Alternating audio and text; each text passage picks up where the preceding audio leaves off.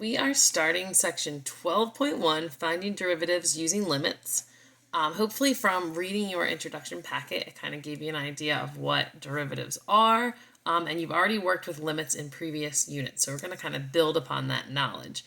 First thing I'd like you to do is in your notes, please copy down. All right, the derivative of f of x, or f prime of x, is equal to the limit as h approaches 0 of the quantity of f of x plus h minus f of x all over h. Excuse me. This definition can be found in your book on page 589, but I also wanted to write it here on the board. Now, there are different ways I can write the derivative of f of x. I could write f prime of x like you saw. I could write y prime. I could write dy dx.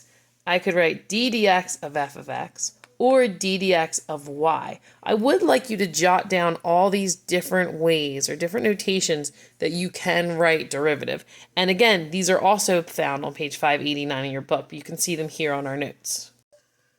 Before we continue, let's take a quick look at how functions work. So let's just say I'm given the function f of x equals 2x plus 3.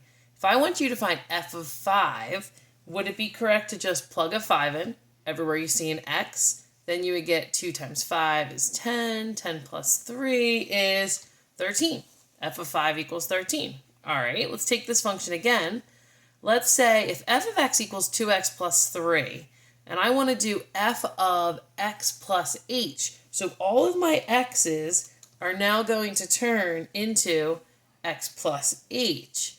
All right, once that happens, I'm going to go ahead and distribute that out. So I would get 2x plus 2h plus 3.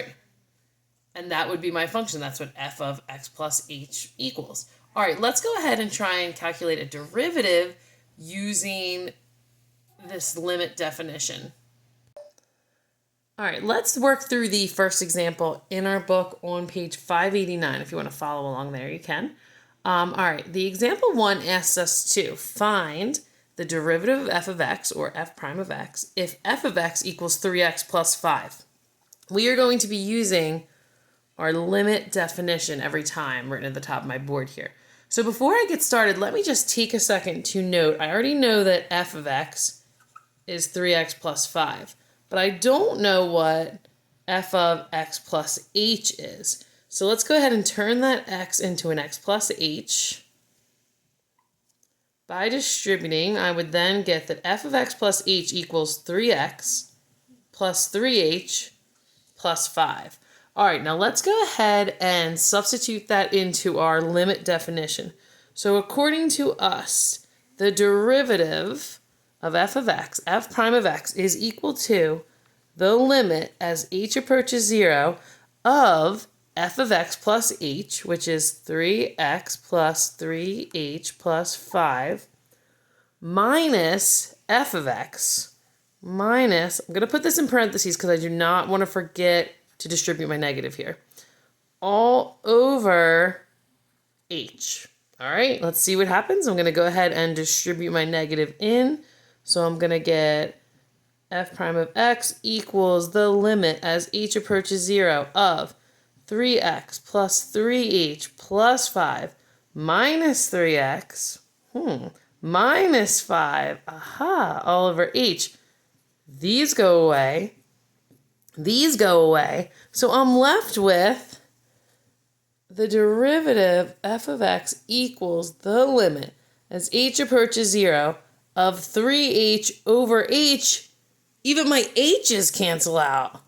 So I'm finally just left with the derivative of f of x equals the limit as h approaches 0 of just plain 3. Now there's literally nowhere to even plug in a 0 because I don't have any h's left, which means the derivative is just plain 3 in this case.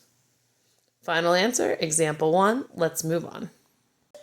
Example 2, let's again use our limit definition to find the derivative when f of x equals 1/4 x squared. Now, they give me f of x here, but I don't know f of x plus h. So I like to find that right in the beginning. So let's go ahead and turn this x into an x plus h.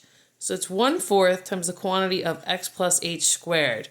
Ooh, you must be careful here. This is a FOIL situation.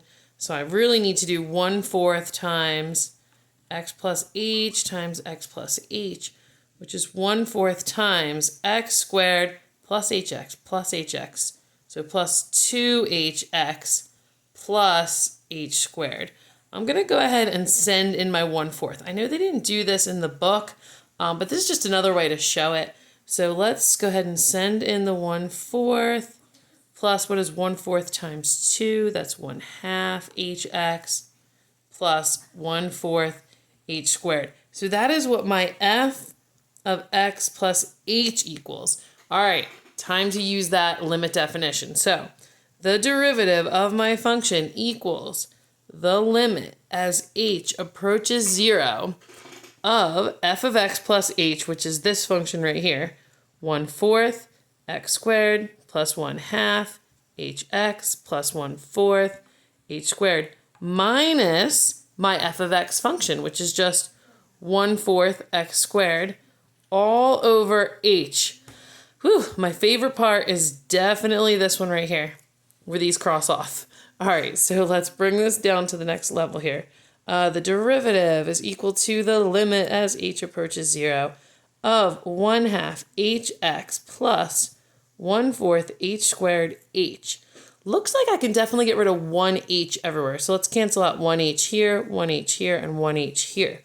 So I have the derivative is equal to the limit as h approaches 0 of 1/2 x plus 1/4 h. Okay, now let's go ahead at this point because we're nearing the end. I can't really simplify any further. Let me plug in a 0 for my h. So if this were a 0, since I'm running out of room, I'm going to take that out because we applied the limit, making the h approach 0. This would cancel out, and my final answer would just be 1/2 x, which is the answer. 1/2 x. End of example 2. Let's move on. Example 3, let's find the derivative of the function if f of x is equal to x to the 1/2 power. All right, wait, x to the 1/2 power, that's just like saying the square root of x. So I'm going to go ahead and write it that way instead of with the rational exponent. Now, if f of x equals radical x, then f of x plus h would just equal, turn all those x's into x plus h, the square root of x plus h. We'll even keep it in a parenthesis there. All right, looks like we're ready to apply our limit definition. Let me give another line here. All right, so let's find the derivative of f of x by doing the limit as h approaches 0 of f of x plus h, that's that. So of the square root of x plus h minus f of x, radical x, all over h. Oof. All right, we know with direct substitution, I can't plug in a 0 in the denominator here because then I'm going to get undefined. Do you remember what we did in this case when direct substitution yielded a 0 down here and I had this very ugly numerator? We rationalized the numerator. All right, let's rationalize the numerator. I almost said denominator out of habit. Let's rationalize the numerator by multiplying by radical x plus h plus radical x over radical x plus h plus radical x. All right, now remember from when we did this unit, I know it was a while ago, but still, I'm hoping that you remember that you don't distribute in the whole bottom. You really just focus on the top because it's the top that simplifies so nicely. So the limit as h approaches 0. If I FOIL this, the square root of x plus h times the square root of x plus h, just x plus h. The inside and the outside, or the outside and inside, however you want to think about it, are definitely going to cancel each other out, so I'm not worried about them either. So what is negative radical x times radical x? It's just minus x all over this denominator that I am not cleaning up. Leave like that. Good. This is looking great. Look, the x's cross off. And here we are at the limit as h approaches 0 of h over h times radical x plus h plus radical x. Now, cool part, these h's cancel out. Do not forget that leaves a 1 in the top. So we're down here at the limit as h approaches 0 of 1 over the square root of x plus h plus the square root of x. It's time to apply that limit. Let's make our h turn into a 0. So if this were a 0, you know what, I'm not even going to write plus 0 because that's really not going to change anything. So I have the answer as being 1 over square root x plus square root of x. Simplify that a little bit. So that'd be 1 over 2 of those, so 2 square root of x. I could go ahead and leave this as my answer. I'm going to say, since this isn't a super tricky one, we should go ahead and rationalize our denominator. So let's multiply by radical x over radical x. Final answer, radical x over 2x would be the preferred answer for this one. But again, if you had left it as 1 over 2 radical x, that is still technically correct. A lot of times once you get to calculus, and this is considered a calculus topic, you don't always rationalize the denominator because it makes your answer so ugly. In a case like this one, this would be my preferred answer because it was very easy to rationalize. The answer still looks good. All right, let's stop there. I'm going to have you try a couple on your own where you find the derivative using a limit definition. Any questions, Bobby, do not hesitate to contact me. We also have our PreCalc live session today, so we could also discuss it on there. See you soon.